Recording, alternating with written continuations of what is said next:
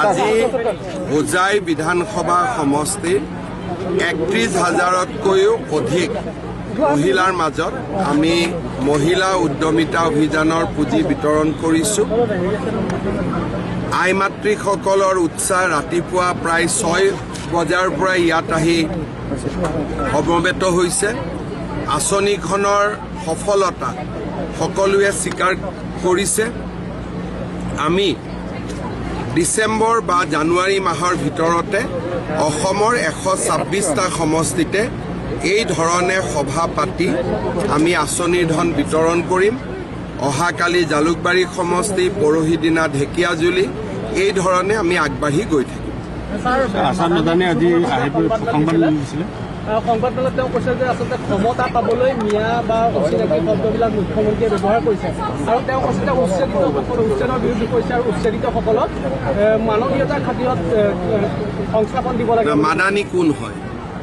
মাদানী কি ভগৱান নেকি? মাদানীৰ বাহাদুৰি কংগ্ৰেছ থাকিলে চলে, বিজেপি থাকিলে মাদানী ফাদানীৰ একো বাহাদুৰি নাই। বেছি কৰিলে মই মাদানীক ভৰাই দিম। নহয়, মাদানীক বেছি কৰিলে ময়ে ভৰাই দিম। CM মইহে, CM মাদানী নহয় নহয়। মই মাদানী ফাদানীক হয়ে নহয়। কালি উচ্ছেদৰ জেগাত গৈছে 7জনীয়া দল এটা গৈ যাব দিছোঁ, চাই আহক। উচ্ছেদ কৰি মাটি দখল কৰিলে কিমান বেয়া হ'ব পাৰে তেওঁ নিজে চাই আহিছে না কালি। গতিকে বেলেগক আৰু নকয় যে মাটি দখল কৰ বুলি, কাৰণ এই মানুহবিলাকে চালেহে সিহঁতি কঁপিব যে বিজেপি কেনেকুৱা হয়, যে বিজেপিয়ে যে কাকো ভয় নকৰে। অচিনাকি মানুহ ফৰেষ্টত VGR PGRত থাকিলে এভিকশ্যন হ'বই। কালি সিহঁতি গৈ বুজি পাই গ'ল না মই কি বস্তু বুলি। বদৰুদ্দিনৰ ঘৰত গোপন বৈঠক আৰু তিনি গগৈৰ কথা বদৰুদ্দিন কি ভেলু আছে এইবিলাকৰ? তিনি গগৈৰ লগত একেখৰে মিলাই পেলাই মই ক'লো নহয়, তিনি গগৈয়ে উচ্ছেদৰ বিৰোধিতা কৰিছে আৰু 1000 গগৈয়ে উচ্ছেদৰ সমৰ্থন কৰিছে। 3জন গগৈ আৰু 1000 গগৈ কাৰ ফালে চাব? আপোনালোকে ফেচবুক খুলি চাওক, 1000 গগৈয়েতো উচ্ছেদক সমৰ্থন কৰি আছে। গতিকে এইবিলাক মাদানী ফাদানী মোক সুধি লাভ নাই, এইবিলাকৰ কোনো ভেলুলেছ বস্তু। কংগ্ৰেছ থাকিলে এইবিলাকৰ ভেলু আছে মোৰ দিনত। স্যাৰ, আমাৰ লোকেল এটা সমস্যা হৈছে স্যাৰ, আমাৰ যিটো পৌৰসভা, সেই পৌৰসভাখন অস্থিৰ অৱস্থাত আছে, কোনো কাম কাজ নচলে। স্থিৰ কৰাই দিম বাবা। তোৰ কি নাম আছে? বাবা কি অস্থিৰ হৈ আছে? ইয়াতে সদায় অনাস্থা আস্থা চলিয়ে থাকে। হোজাইত কিবা নহয় কিবা এতিয়া লংকাত চলি আছে। আজি মই খবৰ ল'ম। বিগত 6 মাহৰ পৰা কিন্তু কাম কাজো বন্ধ হৈ আছে লংকাত। মই আজি খবৰ ল'ম। ৰাজনৈতিকভাৱে একদম মানে অৱস্থাই নাই। মই এতিয়া খবৰ ল'ম। লংকাত নে হোজাই? গোটেই গছখিনি কালি কাটি পেলালে। গছ কাটিছে। কিহৰ গছ কাটিলে?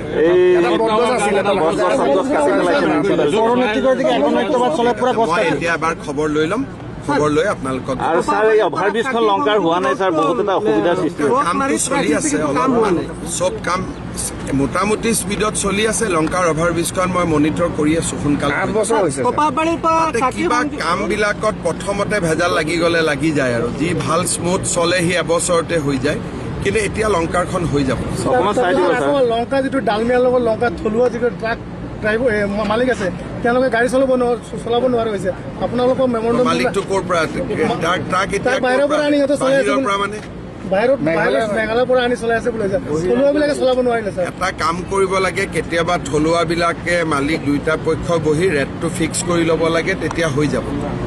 ৰেটৰে কাজিয়া হ'ব, বেলেগটো নহয়। আৰু মই চাই দিম দিয়ক। কপাহবাৰীৰ পৰা কাকি সংযোগী ৰোডটোৰ জৰাজীৰ্ণ অৱস্থা, আধাখিলা দিয়া হৈছে কিন্তু কাম হোৱা নাই। কৰি দিম যে কিমান কৰিবি আৰু সদায় কিবা নহয় কিবা কৰিয়ে আছো বাবা, আৰু এইটোও কৰি দিম। সমস্যা হৈছে, কৰি দিম একদম। আপুনি কৈছে যেতিয়া নিশ্চিতভাৱে কৰি দিম। অসমলৈ ৰাস্তা বনি আছে হোজাইৰ পৰা টুমপেঙলৈ, দ্ৰুতগতিত চলিব পৰা কিবা ব্যৱস্থা আছে নেকি? সোনকালে হৈ যাব। চবৰে এটা এটা চিডিউলৰ কমপ্লিশ্যন আছে। টুমপেং টু হোজাই আমাৰ এইটো অসমমালাৰ খুব ডাঙৰ ৰাস্তা হৈ আছে, ধুনীয়াকৈ হৈ যাব। আৰু এটা কোৱেশ্যন আছে, যিটো ৰিক্ৰুটমেণ্ট হৈছিলে সেই কিন্তু প্ৰথমতে ফাৰ্ষ্ট লিষ্ট ওলাইছে, ছেকেণ্ড থাৰ্ড লিষ্ট দিম বুলি কৈছিলে, কিন্তু সেই লিষ্টত 3 মাহ পাৰ হৈ গৈছে এতিয়ালৈকে। যেতিয়ালৈকে পোষ্ট থাকে তেতিয়ালৈকে লিষ্ট ওলাব। পোষ্ট থাকালৈকেহে লিষ্ট ওলাব। 100% পোষ্ট আমি ফিল আপ কৰি দিম, কিন্তু যদি পোষ্টে নাই লিষ্ট কেনেকৈ ওলাব? শিক্ষামন্ত্ৰীয়ে টুইটে কৰিছিলে শিক্ষামন্ত্ৰীয়ে যি কৈছে এইটোৱে কৰিব, সময় আছেতো।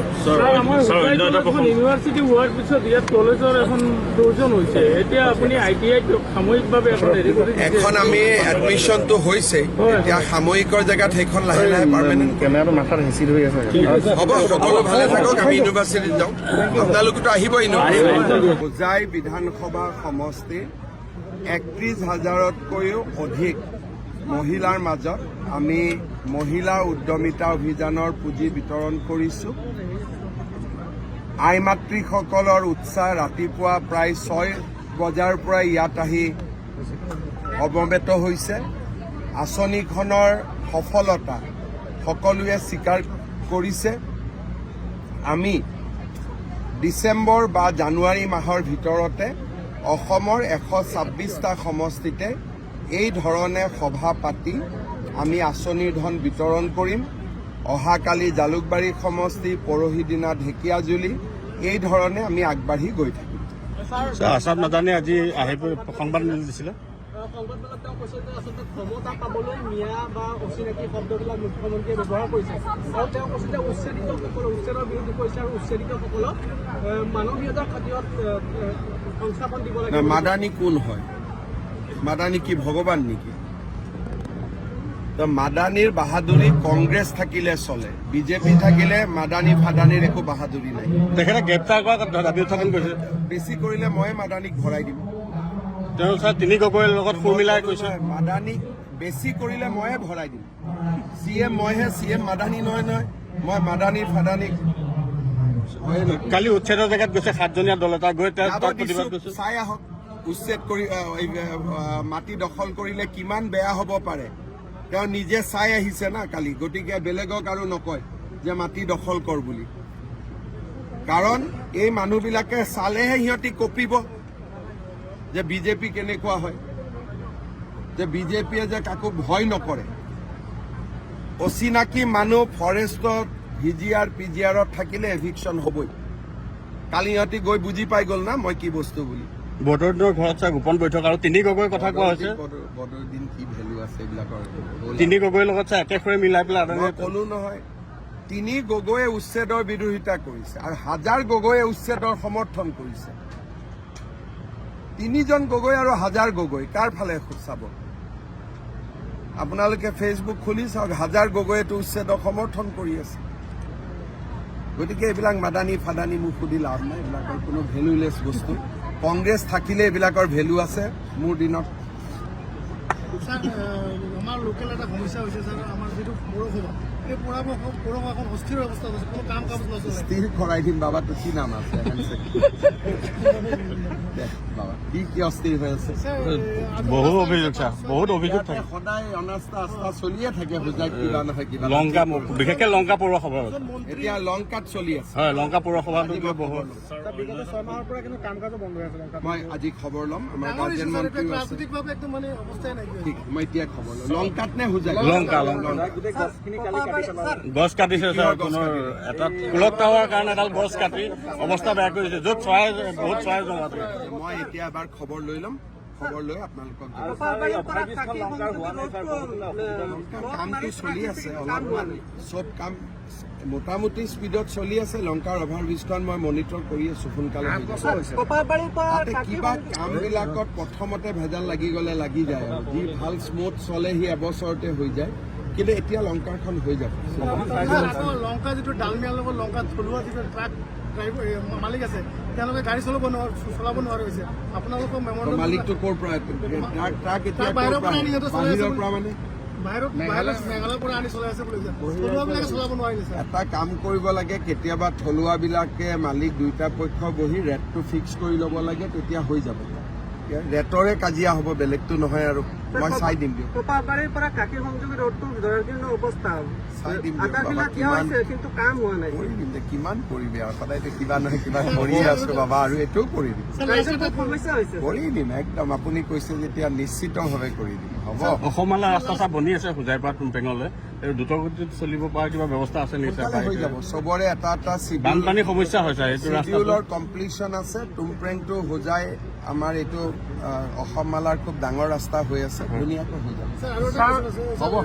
ছাৰ আমাৰ হোজাই কলেজখন যিটো ৰিক্ৰুটমেণ্ট হৈছিলে সেই কিন্তু প্ৰথমতে ফাৰ্ষ্ট লিষ্ট ওলাইছে ছেকেণ্ড থাৰ্ড লিষ্ট বুলি কৈছিলে সেই লিষ্টত 3 মাহ পাৰ হৈ গৈছে এতিয়ালৈকে যেতিয়ালৈকে পোষ্ট থাকে তেতিয়ালৈকে লিষ্ট ওলাব পোষ্ট থাকালৈকেহে লিষ্ট ওলাব 100% পোষ্ট আমি ফিল আপ কৰি দিম কিন্তু যদি পোষ্টে নাই লিষ্ট কেনেকে ওলাব শিক্ষামন্ত্ৰী টুইটো কৰিছিলে মুখ্যমন্ত্ৰীয়ে যি কৈছে এইটোৱে কৰিব সময় আছেতো ছাৰ আমাৰ হোজাই কলেজখন ইউনিভাৰ্চিটি হোৱাৰ পিছত ইয়াত কলেজৰ এখন প্ৰয়োজন হৈছে এতিয়া আপুনি ITI সাময়িকভাৱে এখন হেৰি কৰি দিছে। এখন আমি এডমিশ্যনটো হৈছে এতিয়া সাময়িকৰ জেগাত সেইখন লাহে লাহে পাৰ্মানেণ্ট কৰিম যিকোনো খবৰৰ বাবে যোগাযোগ কৰক 7099017330 লগতে 7099017110 নম্বৰত